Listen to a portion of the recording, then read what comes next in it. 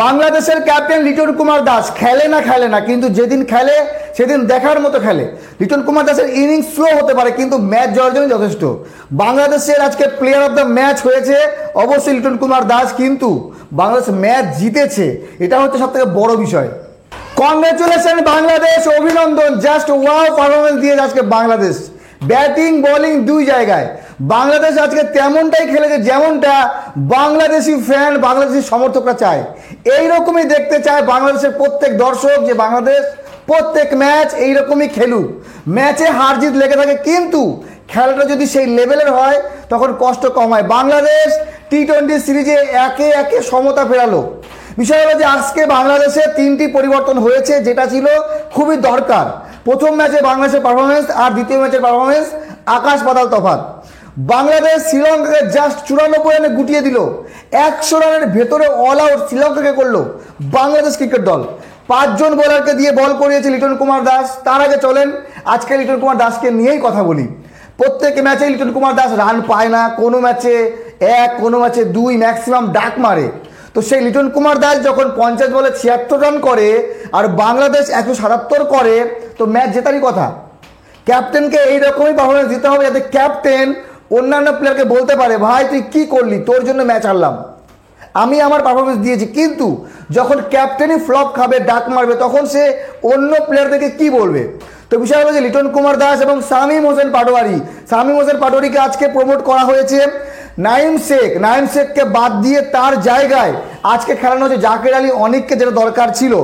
তারপর যদি বলা যায় তাসকিন আহমেদ গত ম্যাচে মার খেয়েছিল, 43 রান দিয়েছিল, সেই তাসকিন আহমেদকে বসিয়ে মুস্তাফিজুর রহমানকে বলতে পারেন, তানজিম সাবিককে বসিয়ে শরীফুল ইসলামকে জায়গা দেওয়া হয়েছে। বাংলাদেশের এই 3 বড় পরিবর্তন বাংলাদেশকে জয় এনে দিয়েছে কি? সঙ্গে অবশ্যই বলতে হয় লিটন কুমার দাস এবং শামীম হোসেন পাটোয়ারির দুর্দান্ত পারফরমেন্স।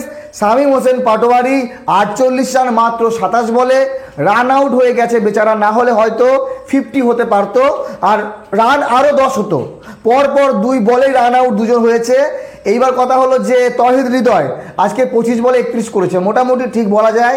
কারণ লিটন কুমার দাস আর তৌহিদ হৃদয় যখন খেয়েছিল সেই সময় বাংলাদেশের 2 উইকেট চলে গেছে। বাংলাদেশ 7 রানে 2 উইকেট, সেখান থেকে 177 রানে 7 উইকেট, অনেক বড় কারনামা বলতে পারেন। শ্রীলঙ্কা 83 রানে হেরেছে। শ্রীলঙ্কার হয়ে সর্বোচ্চ রান করেছে পাথুম নিসাঙ্কা 32 রান 29 বলে, বাকি কোনো ব্যাটসম্যান টিকতে পারেনি। শ্রীলঙ্কার প্রথম 4 উইকেট মাত্র 30 রানে পড়ে যায়, তারপরে কিছুটা সামলালেও 71 রানে 5 উইকেট পড়ে এবং 83 রানে 8 উইকেট, তারপরে বেশি দূর যেতে পারেনি, 94 রানে অল আউট। বিষয় হলো যে 16 তারিখ ডাম্বুলাতে তৃতীয় টি-20 ম্যাচ। বাংলাদেশ প্রথম 2টি সিরিজ হেরে গেছে, প্রথমে টেস্ট হেরেছে, তারপরে ওয়ানডে হেরেছে। বাংলাদেশ চাইবে কমসে কম টি-20 জিততে। আপনাদের কি মনে হয় বাংলাদেশ টি-20 সিরিজ জিততে পারবে? আজকে যেমন বাংলাদেশ খেললো এরকমটা কি পারফরমেন্স দিতে পারবে? বাংলাদেশের ধারাবাহিকতা নেই।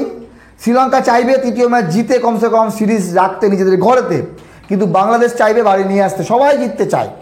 বাংলাদেশের আজকে ম্যাচে সেরকম মনে হয়েছে, হ্যাঁ ভাই জেতার একটা চাহিদা আছে। রানটা যেভাবে করেছে সেই সময় যদি লিটন কুমার দাস এবং তৌহিদ হৃদয় দুজনের মধ্যে একজন আউট হয়ে যেত তাহলে মনে হয় 150 করতে পারতো না। আর 150 নিচে রান থাকলেই শ্রীলঙ্কা মানসিক দিক থেকে অনেক স্ট্রং থাকতো, তারা মনে করতো 150 রান জিতে যাব। কিন্তু যখনই শ্রীলঙ্কা 3 উইকেট পড়ে যায় ফটাফট 25 রানের ভেতরে, তখন প্রেসারে পড়ে আর প্রেসারেই অল আউট হয়ে যায়। তবে আগামী ম্যাচের জন্য অবশ্যই বড় পরিকল্পনা করতে হয় বাংলাদেশকে।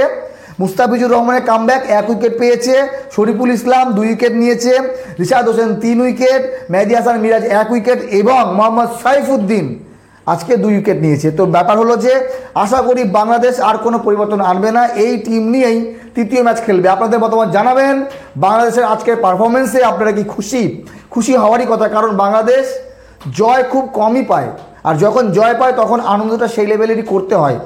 কারণ হারতে হারতে মনে একটা কষ্ট থাকে, সেই কষ্ট মেটানোর জন্য একটা জয় যথেষ্ট। আর বাংলাদেশের এই জয়ের যে আনন্দ, এই আনন্দ দ্বিগুণ 4 গুণ বেড়ে যাবে যদি সিরিজ জিততে পারে। তো 16 তারিখের অপেক্ষায় থাকলাম। অভিনন্দন বাংলাদেশি দর্শক। আজকে অবশ্যই বাংলাদেশ ম্যাচ জিতেছে, কিন্তু তৃতীয় ম্যাচ বাংলাদেশকে জিততে হবে যদি সিরিজ জিততে হয়। আর সিরিজ জিতে যদি বাংলাদেশ ফেরে তাহলে ভাই বলতে পারবে যে হ্যাঁ শ্রীলঙ্কার মাটিতে গিয়ে কমসে কম একটা সিরিজ জিতে বাংলাদেশ কাপ নিয়ে বাড়ি ফিরল। ভালো থাকবেন সবাই, গুড নাইট, ধন্যবাদ।